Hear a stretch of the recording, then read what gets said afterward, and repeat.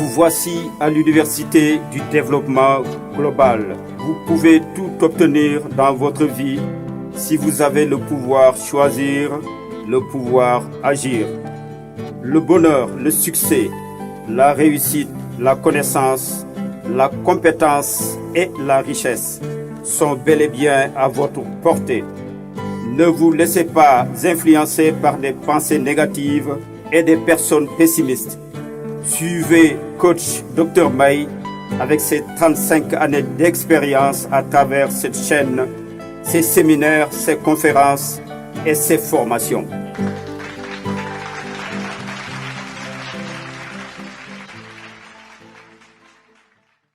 Et là, vous verrez que donc, si on veut aller vers l'intelligence territoriale, vous verrez que l'intelligence territoriale, donc pour ce cours introductif, il vous permet de répondre à des questions fondamentales. Comment faire pour programmer le développement dans un territoire? Comment faire pour sélectionner des projets qui peuvent avoir une incidence sur la vie des populations? Comment faire pour que le système économique, le système social et le système écologique puissent se retrouver dans un grand système qui aura pour finalité la mise en œuvre d'un processus de changement, de transformation et de progrès? Et de là, vous verrez que le développement local en tant qu'approche suppose la mise en œuvre d'un système d'intelligence territoriale. Et quand on parle d'intelligence territoriale, il faut être très simple, c'est un peu le cours de stratégie qui va vous permettre de comprendre, par exemple, comment faire l'analyse de l'environnement interne d'un territoire, c'est important. En analysant l'environnement interne d'un territoire, vous êtes obligé de poser des questions très simples. Qui sont les acteurs? Bon, vous êtes obligé aussi de vous renseigner sur les ressources disponibles. Vous êtes obligé aussi de situer le territoire par rapport à un grand ensemble, etc.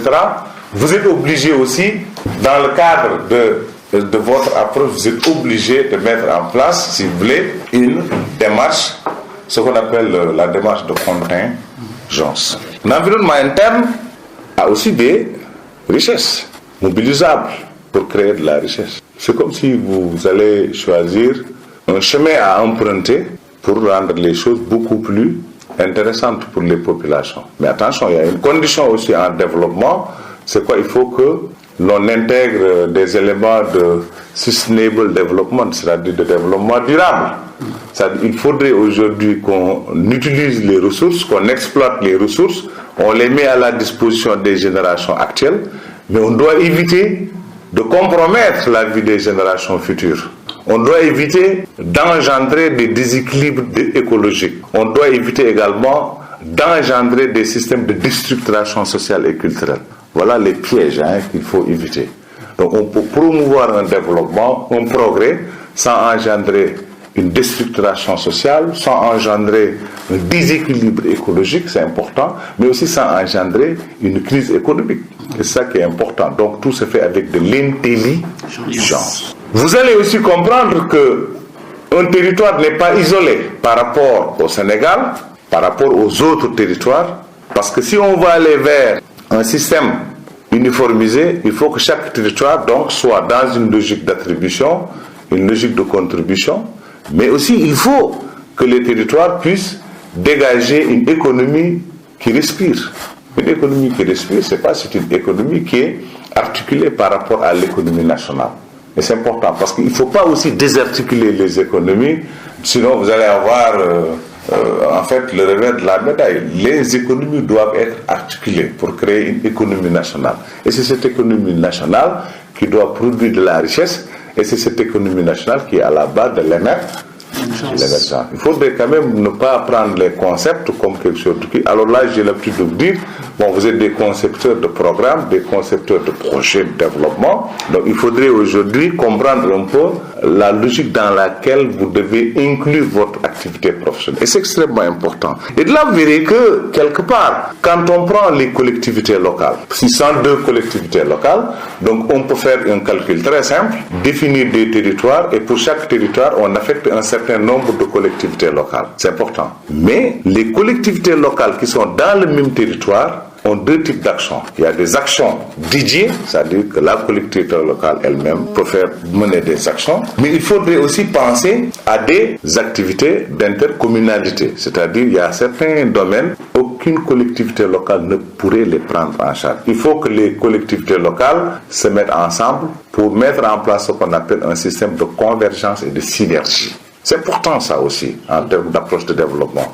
Le système de convergence permet de mutualiser les ressources, de mutualiser les idées, de mutualiser également l'ensemble des forces. Le système de convergence permet également de sérier la notion d'espace et de temps. C'est-à-dire quand on fait une chose, on doit savoir exactement où est-ce qu'on doit le faire, à quel moment. Donc ça, c'est le contexte de délai. Et là, vous êtes dans un système de convergence. Mais quand on parle du système de synergie, ça veut dire que les gens peuvent réfléchir ensemble, agir ensemble et évaluer ensemble. Mais là, justement, on a quelques petits problèmes parce qu'il y a des experts qui pensent que la réflexion et l'action sont séparées, compartimentées. Non, je pense que c'est la réflexion qui peut accoucher une action. Mais pendant la mise en œuvre d'une action, la réflexion continue. Et la réflexion est souvent accompagnée par l'apprentissage. Voilà pourquoi, lorsqu'on est dans un système de synergie, il faut que les actions conçues se déroulent, mais au même moment où les actions sont en train d'être déroulées, il faut mettre en place un système de learning, c'est-à-dire d'apprentissage, qui va permettre de capitaliser les éléments, mais il faut surtout un système de réflexion qui va permettre, n'est-ce pas, à tous les acteurs, à chaque fois que de besoin, de se mettre ensemble pour dire qu'est-ce que nous avons fait, que pouvons-nous encore faire ensemble, que pouvons-nous encore faire de mieux, qu'est-ce qui n'a pas donné, qu'est-ce que nous devons encore faire pour améliorer ce qu'on a déjà fait. C'est des trucs très simples, très simples. Et de là, vous allez certainement comprendre que vous êtes dans de l'intelligence territoriale. Enfin, l'intelligence territoriale suppose la mise en œuvre d'un système de partenariat.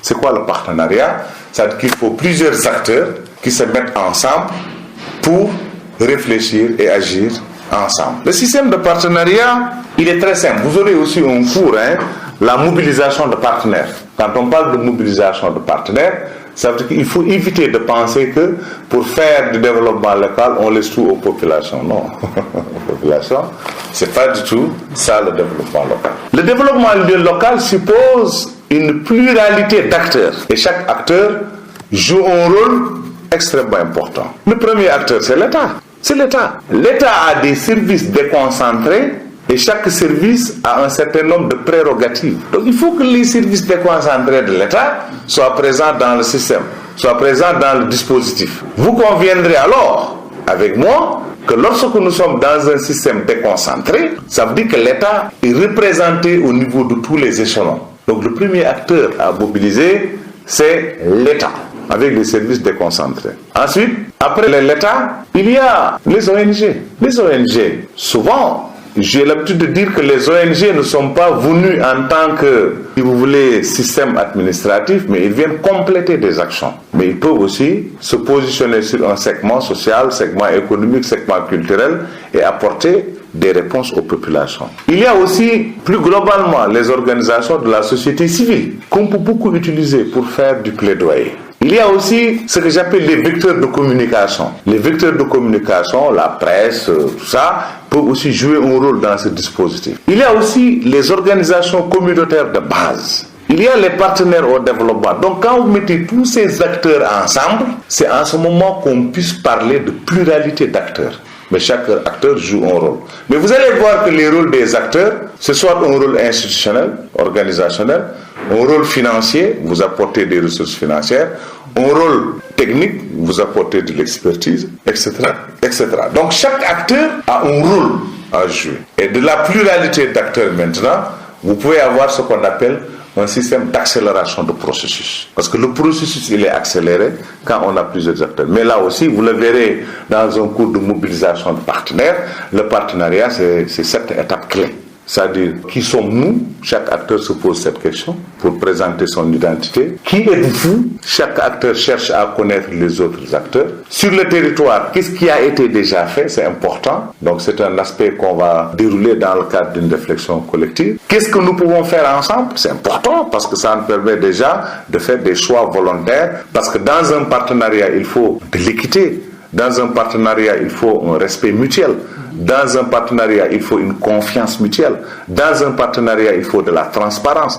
Dans un partenariat, il faut également du win-win, gagnant-gagnant. On se respecte. Lorsque nous avons défini ce que nous pouvons faire ensemble, maintenant nous allons dire qui apporte quoi en termes de ressources. Ensuite, nous allons dire comment nous allons gérer ensemble l'action et comment nous allons mettre en place la transition. Donc, chers étudiants, à partir de ce cours introductif, nous avons voulu un peu apporter une clarification conceptuelle sur l'intelligence territoriale et le développement local. Et vous conviendrez avec moi que nous sommes dans un contexte extrêmement chargé. Parce qu'aujourd'hui, avec l'acte 3 de la décentralisation, on parle beaucoup de communalisation intégrale, c'est important. Quand on parle de communalisation intégrale, ça veut dire que toutes les collectivités locales ont à peu près le même poids. Parce que chaque collectivité locale aujourd'hui est autonome.